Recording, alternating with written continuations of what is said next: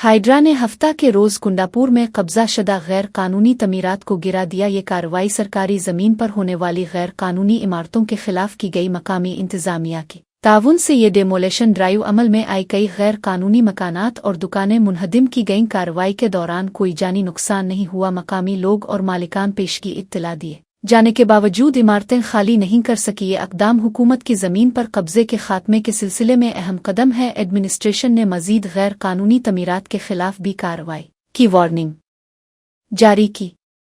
कुछ मालिकान की अपीलें भी रद्द कर दी गईं और कानूनी कार्रवाई जारी रखी गई। ये कार्रवाई शहर में गैर कानूनी कब्जों के खिलाफ एक मजबूत पैगाम है।